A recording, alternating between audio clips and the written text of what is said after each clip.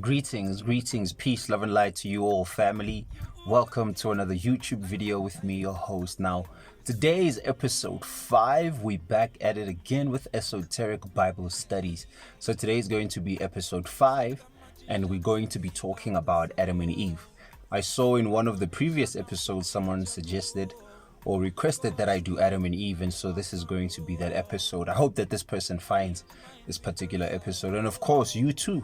I hope that you find information that is going to be of aid along in your spiritual journey. So now, without wasting any further time, let's get into it. Now, what you need to understand and what you need to understand and overstand is that when you are looking at the Bible, you need to first of all peel away the veil of you thinking that this is a linear history that happened in the Bible. The people who wrote the Bible were very wise and very ancient. They weren't the modern, logical, show me facts people of today before I believe it. These were the mothers and fathers of civilization. Everything that we know today as storybooks, mythology, songs, games, these were the people who came with the blueprints of what a civilization is. So now, when it comes to understanding the Bible, nowadays we think of it as a literal history that, there was a naked man and a naked woman, most likely European, walking around in a garden somewhere naked and then tempted by a snake, and then now God was angry with them and banished them into this punishment because they ate a fruit from a tree that he put there in the first place. And I've always wondered, okay, God, if you know everything, then why put a tree there in the first place if you know that they're gonna eat it? If you are omnipotent and omnipresent, you know that they're gonna do it. So why put it there and then be angry that they ate it? You see, so there has to be something deeper, and there is something deeper. So now, the ancients, they had levels of secrets, and these secrets externally, when someone was being initiated, for an example, they would be given certain keys to symbolize the level of conscious development that particular soul was now vibrating at. So you would have a lock on the door that you would have to turn 7 times. And that would also be a symbol of saying that you could look at one story. In fact, this is how the hieroglyphics were written. The hieroglyphics have multiple meanings depending on where you read them from. The hieroglyphics being the ancient pictorial writings, pictogram writings from ancient Africa.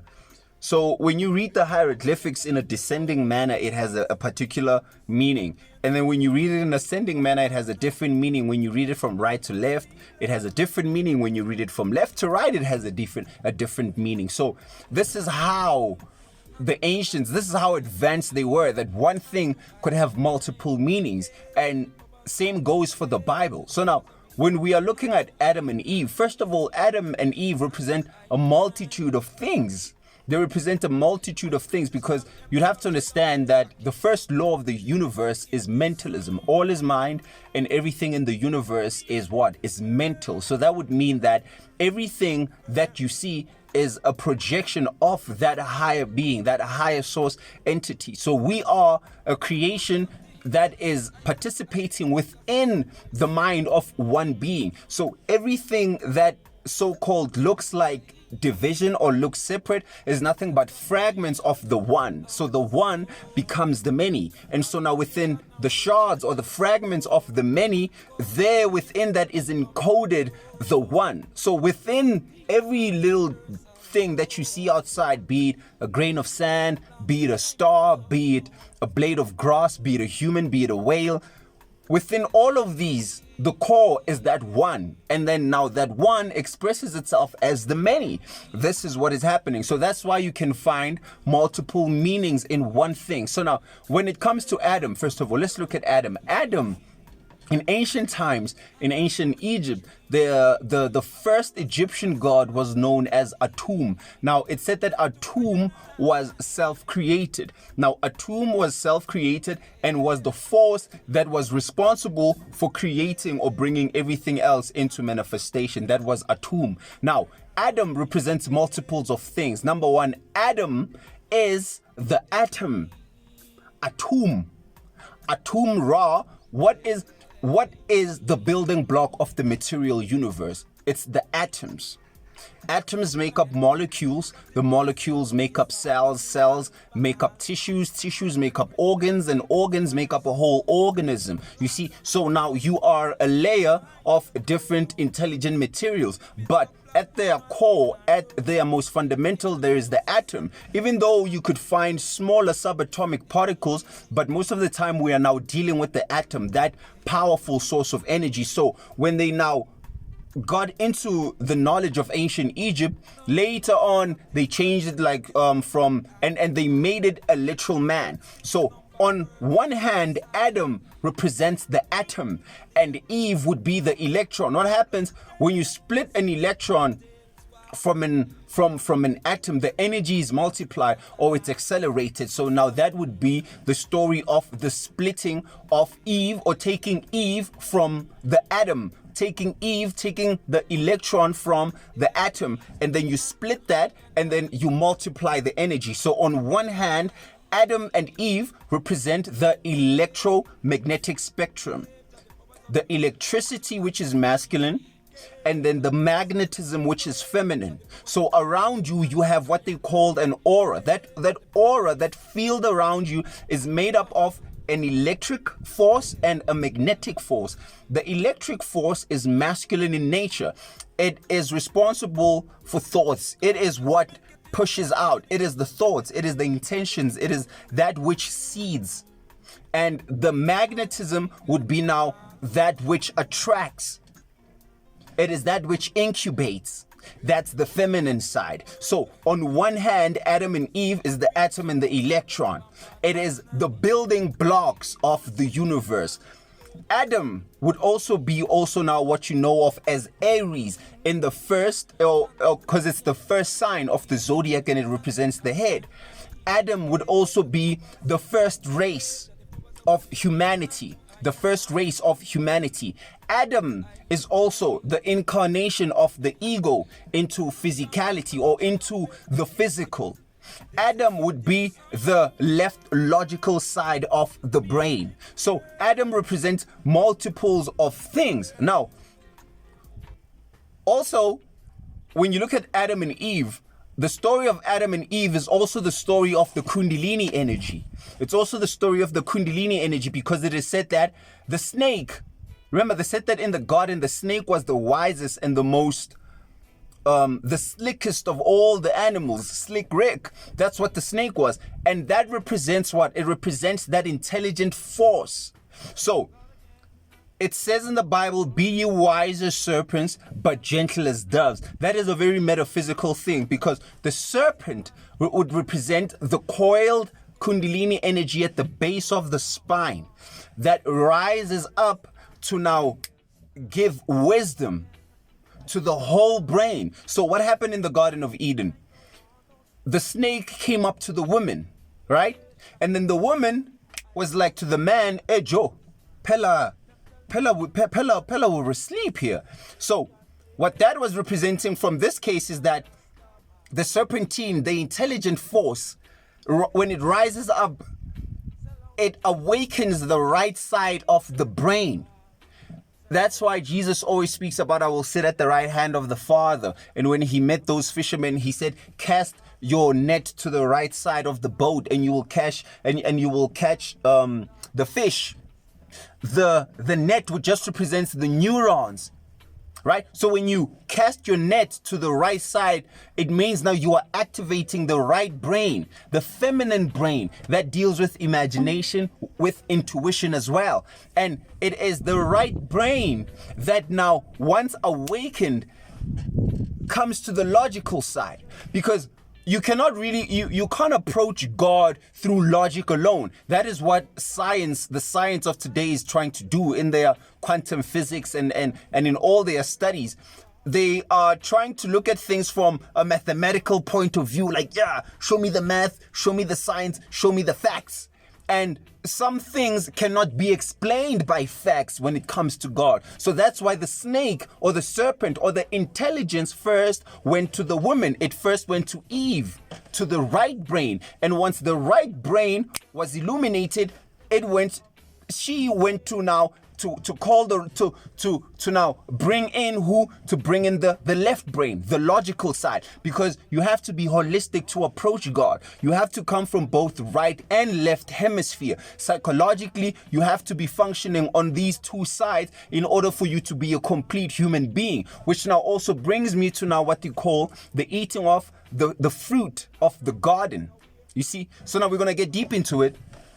I'm gonna give you multiple meanings at the same time, but I'm sewing it together so that you'll be able to understand it. You see? So now the story of Adam and Eve, as I'm saying, it's the story of the Kundalini energy when it rises up the tree, and then, which is the spinal cord, activates the right brain, and then the whole brain becomes illuminated, and then now you know the knowledge of good and evil, which means now you are able to differentiate between this and that, between me and her, or me and him, between this and that. So now you know two, whereas before you only knew just one, because you were existing in a blissful, it was an ignorant state. So that's why the serpent was like, hey Joe, surely you will not die if you eat of this fruit. Surely, are you really gonna die? Now, that dying brings me to now a different side of what this story is. The story of Adam and Eve is the fall of man, or the fall of humanity, the fall of consciousness, the descent of spirit, the descent of the Godhead into the material world.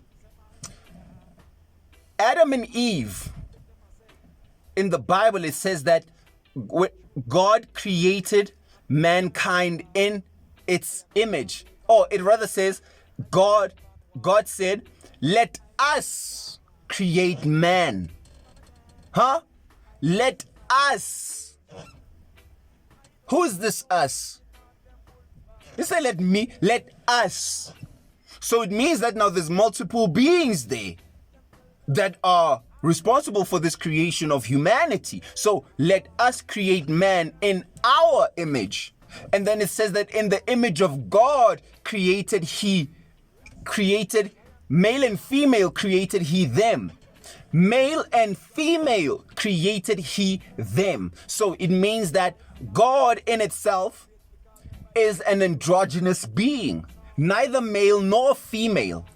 It has both parts. It is asexual. And that now goes to some of the teachings that you hear from Abu Credo Muta, where they speak about how before, in the ancient times, we were asexual, we were androgynous, we had both genders.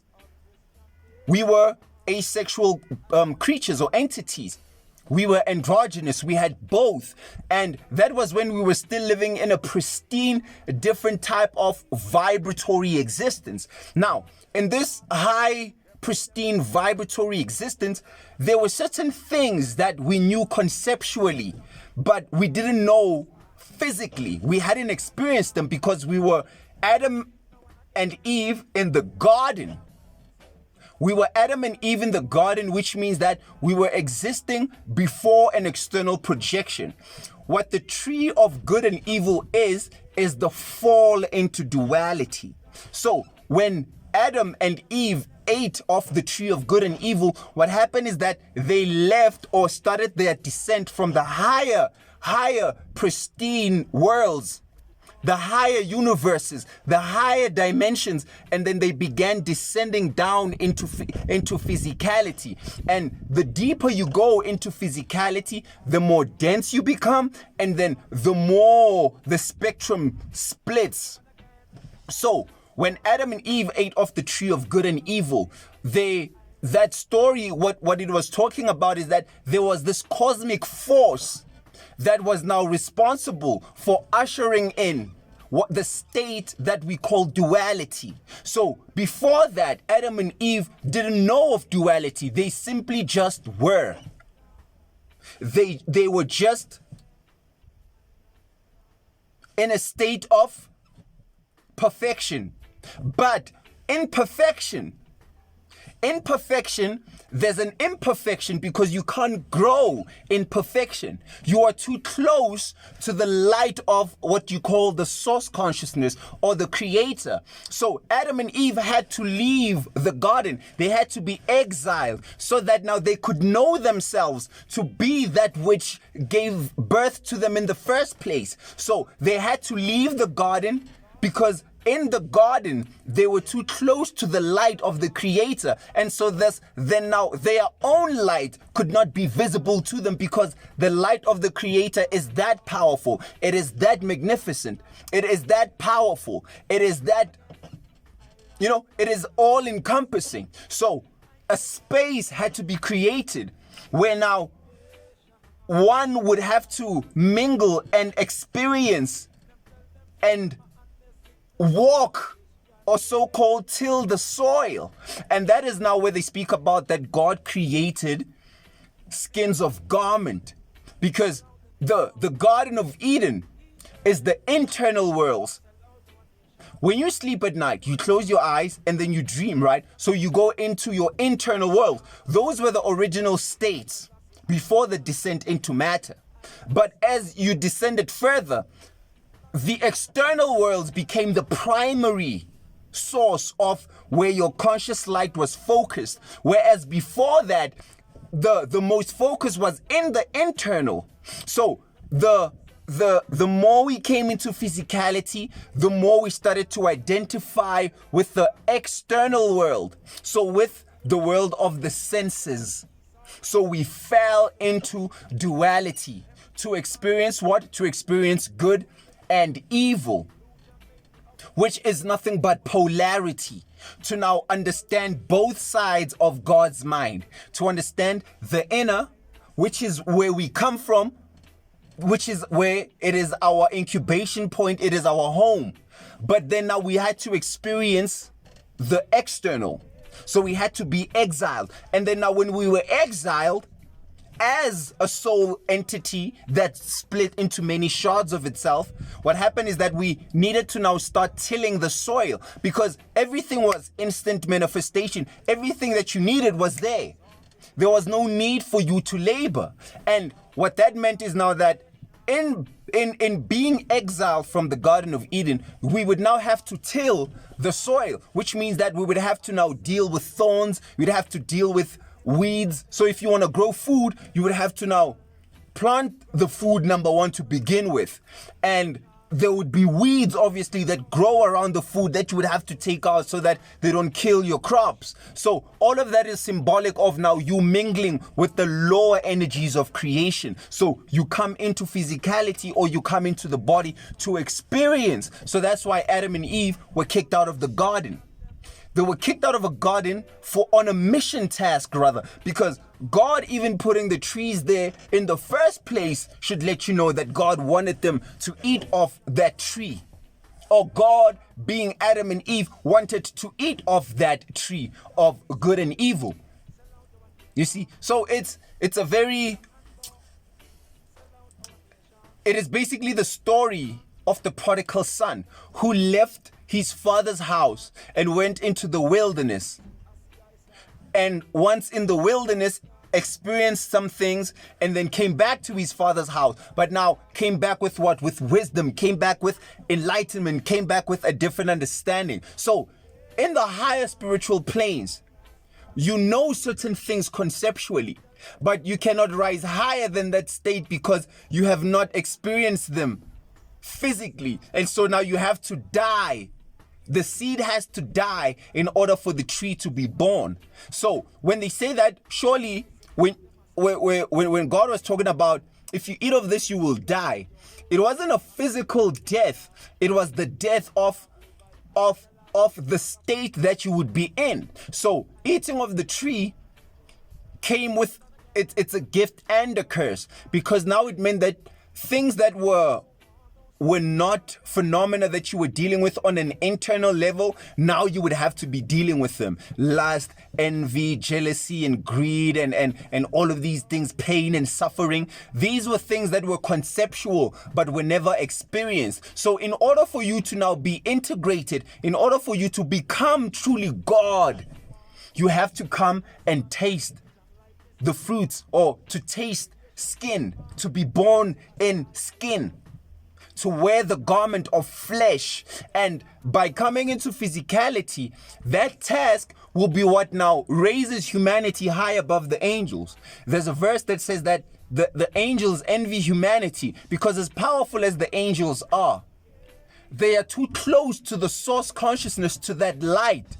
There's some things that they've never experienced. They may know about their existence, but they never had to feel them internally and process them as human. So you being a human, you are dealing with good and evil every day. So you know both sides of God's mind. You know pure spirit, and then you know pure matter. Matter being the material world, being the feminine principle. So now you came into the physical to deal with the external, with the skin of things. Whereas now the Garden of Eden that you've been locked out of is the internal worlds, the inner, the chakras, the pineal gland, all of that is Eden. And it says that now when Adam and Eve were kicked out of Eden, God put what? They say that God put a sword in the east and placed a cherubim there, and a sword of blazing fire. That sword of blazing fire is that Kundalini energy. And that cherubim that they're speaking about, once again, look at the etymology, or look at the words, the similarity, those are the cerebrums. So the cerebrums are the two poles, good and evil, positive and negative, whereas the garden is in the center.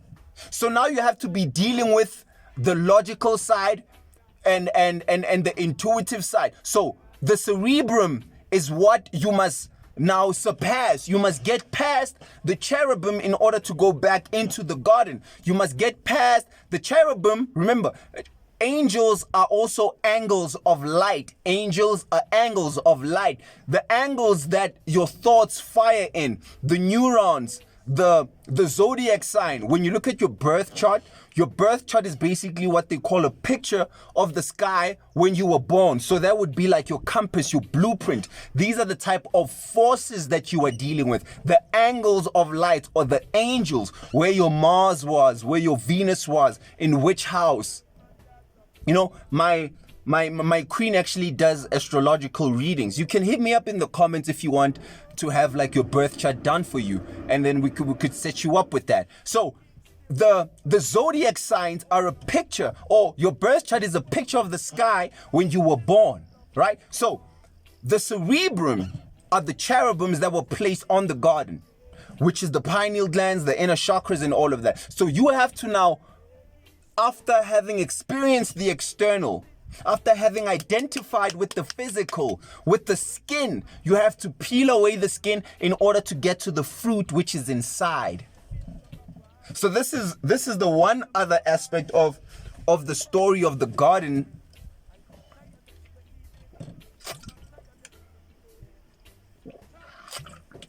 that I'm giving you today. The story of Adam and Eve is the story of creation. It's the atom, it's the atom, it's the self-created. It's you coming into the physical Adam and Eve. And when you come into the physical as Adam and Eve, as you split as an androgynous being, you now create both positive and negative, Cain and Abel. So it means that now you can create, you can actually partake in, you can follow an evil intention through. You can follow a good intention through. You see, so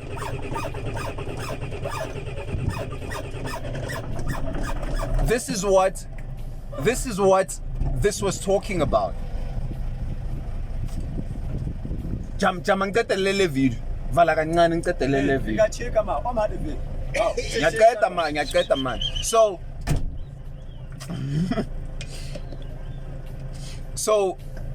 I'm gonna have to summarize this here. So now, in summary, right? Adam is the atom. Eve would be the electron. It's the positive, it's the negative, it's the psychological state of humanity. It is also the coming into the physical, the descent into matter, and how you have to raise, how the serpent has to rise up that tree to come and talk to Eve and say, hey Joe, you need to wake up. It is always the feminine principle that saves the masculine. If you look at the story of, if you look at the Lion King, when Simba, which would be Adam again, when Simba was in the wilderness, it was Eve, which in that story was Nala. It was Nala who came to Simba and said, hey Joe, you need to come back to your senses. So it is always the feminine that resurrects. It is always the feminine that resurrects the masculine. And that is because the feminine is the womb. Light is born from darkness. You can't get darkness from light. It is the seed that has to be put in the soil. The sperm has to go within the egg in the womb to be incubated. So the feminine rescues the masculine, which would be now the conscious mind, which would be the spark of life. Ah, man. I had to finish it off. So now if we look at it also, the coming into physicality that I was talking about is the coming into time, because spiritually there is no time nor space. So when they're speaking about a temptation,